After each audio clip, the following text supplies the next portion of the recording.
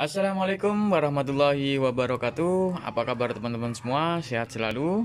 Kembali lagi di channel tutorial Mas Vincent.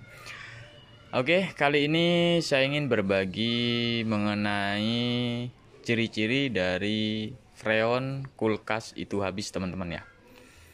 Jadi cukup banyak sekali mengenai ciri-ciri dari freon kulkas itu habis, teman-teman. Apalagi kulkas yang model-model sekarang ya teman-teman ya, model-model yang terbaru yang memakai kaca ya teman-teman ya. Jadi contohnya seperti ini, jadi banyak sekali. Oke, kita langsung saja ya teman-teman ya. Yang pertama di sini untuk ciri-ciri freon kulkas itu habis, itu ada kebocoran di bagian evaporatornya atau di bagian freshernya. Nah, di bagian sini ketika mengalami kebocoran, otomatis freon itu akan habis teman-teman ya. Dan gimana solusinya? Teman-teman bisa tambal menggunakan alu platinum atau lem hijau. Karena di sini sudah teruji sangat kuat ya. Jangan menggunakan lem-lem, misalkan lem-lem besi itu tidak terlalu kuat ya teman-teman ya. Jadi usahakan menggunakan lem khusus kulkas atau khusus di aluminium ini teman-teman. Nah, itu tanda-tanda yang pertama teman-teman. Dan tanda-tanda kedua itu di bagian bodi kulkas ya, di bagian bodi kulkas itu terasa dingin teman-teman. Jadi tidak ada panas sama sekali. Kalau misalkan panas itu berarti kulkas ini normal ya teman-teman ya. Jadi teman-teman nggak perlu khawatir kalau misalkan bodi kulkas itu terasa panas, itu tanda-tandanya normal. Ya, jadi banyak sekali pertanyaan, Bang, kulkas di bagian bodi itu terasa panas, kenapa? Nah, itu tidak masalah, memang harus panas teman-teman ya. Oke, kembali lagi. Nah, yang kedua, bodi kulkas terasa dingin teman-teman ya. Tapi di sini untuk di bagian mesin kompresornya ya, di bagian mesin kompresor, di bagian mesin kompresor itu tetap nyala teman-teman ya. Mesin kompresor nyala, tapi di bagian bodi kulkas itu terasa dingin. Itu tanda-tanda dari freon itu habis teman-teman ya. Nah, kecuali mesin kompresor ini itu tidak nyala, itu sudah pasti untuk kulkasnya sudah tidak dingin teman-teman ya.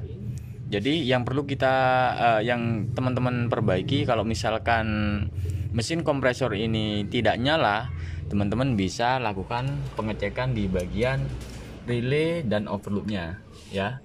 Teman-teman bisa ganti relay dan overloadnya agar mesin kompresor ini nyala teman-teman ya. Nah, yang ketiga ini permasalahan yang jarang sekali terjadi teman-teman ya. Jadi tetap teman-teman harus mengetahui penyebab dari kulkas tidak dingin teman-teman ya. Jadi di bagian freshernya ini ya, di bagian fresher ini tidak dingin, itu tanda-tanda kebuntuan yang sudah saya sebutkan tadi teman-teman ya. Jadi ciri-cirinya itu seperti ini teman-teman. Jadi ciri-cirinya tidak ada suara desis sama sekali. Jadi kalau misalkan kulkas normal itu biasanya ada suara teman-teman ya, ada suara sirkulasi desisan. Nah, kalau misalkan tidak ada desisan seperti ini, otomatis sirkulasi freon itu buntu. Dan yang selanjutnya di bagian bodi kulkas itu nanti dingin teman-teman ya, dingin, tapi di bagian mesin kompresornya itu tetap menyala. Nah, ini beda lagi dengan yang tadi saya sebutkan teman-teman ya. Jadi nanti teman-teman harus flashing ya teman-teman ya. Jadi teman-teman harus bersihkan. Nah, yang ketiga ini mengenai pertanyaan untuk teman-teman semua. Karena ini masih banyak sekali ya masalah kulkas tidak dingin tapi lampu menyala, teman-teman.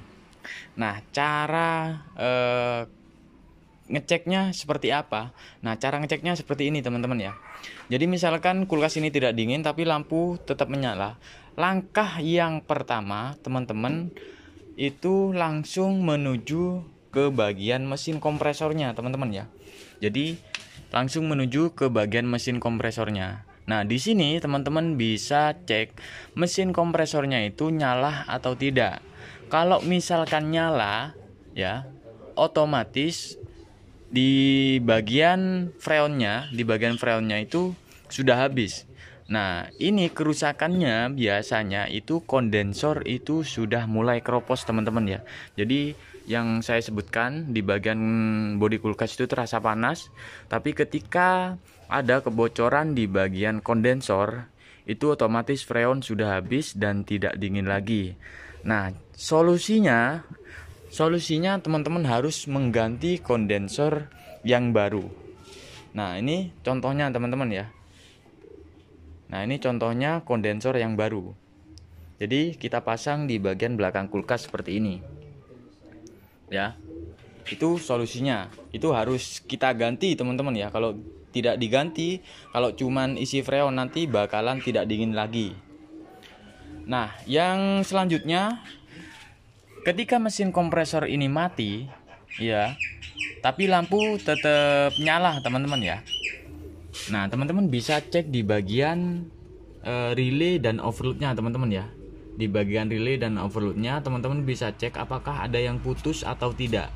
Nah, untuk videonya sudah pernah saya upload ya berkali-kali, dan nanti saya cantumkan di link deskripsi ya, teman-teman ya, mengenai kompresor kulkas ini macet atau hanya berdengung. Nah, teman-teman langsung saja ganti kalau misalkan ada yang pecah, agar mesin kompresor ini nyala. Nah, kalau sudah nyala, insya Allah sudah dingin. Nah, beda lagi yang tadi saya sebutkan, teman-teman ya. Mesin kompresor nyala, ya, tapi kulkas tidak dingin. Sedangkan lampu tetap menyala. Itu kebocoran ada di bagian kondensor, dan teman-teman harus menggantinya, teman-teman. Oke, jadi seperti itu ya, teman-teman ya, cara menganalisa. Nah, di sini saya ingin memberikan tutorial tambahan ya, teman-teman ya. Kenapa kulkas yang sekarang itu beda sekali dengan yang kulkas yang dulu. Biasanya kalau kulkas yang dulu itu sangat kuat sekali, teman-teman ya. Sampai di bagian bodi kulkas ini sudah jelek tapi tetap dingin.